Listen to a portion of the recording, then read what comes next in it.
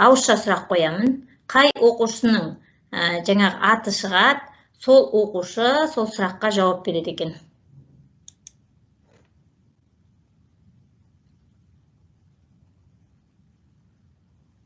Анель, түсі бұрышы қандай атпен белгіленеді?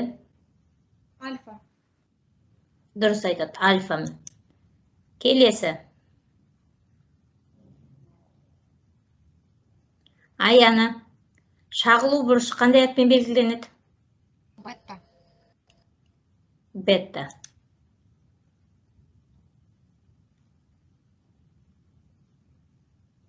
Алмас, түсу бұрышы шағылу бұрышына тең. Ақиқат, жалған ба? Ақиқат. Ақиқат.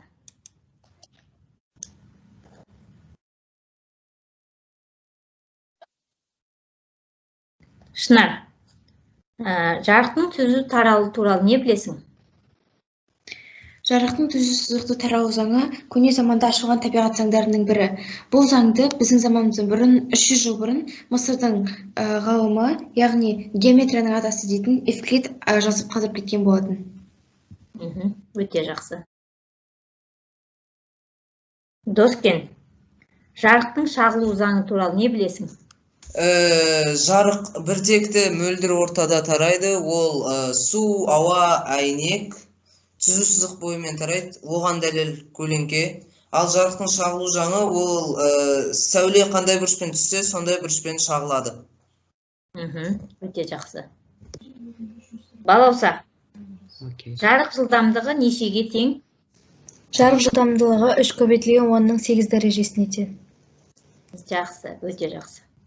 Азиза, жарықтың шашырауы туралы не білесің? Шашырай шағылу дегеніміз ол тегіс емес беттен әртүрлі бұрыштармен шағылған сәулелерді шашырай немесе диффузиялық шағылу деп атаймыз. Мысал ретінде қағаз бетінен шағылған сәулені айтсақ болады. Жақсы, өте жақсы.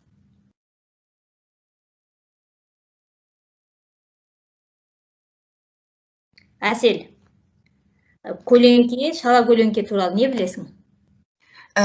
Экранның жарықталмаған бөлігін көлеңке деп атаймыз, ал экранның жартылай жарықталған бөлігін шала көлеңке деп атаймыз.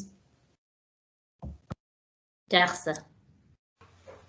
Сегмент дегеніміз? Сфераның диаметр жазықтығына параллель бетпен кесілген бөлігін сегмент деп атайды. Сегмент деп айтады.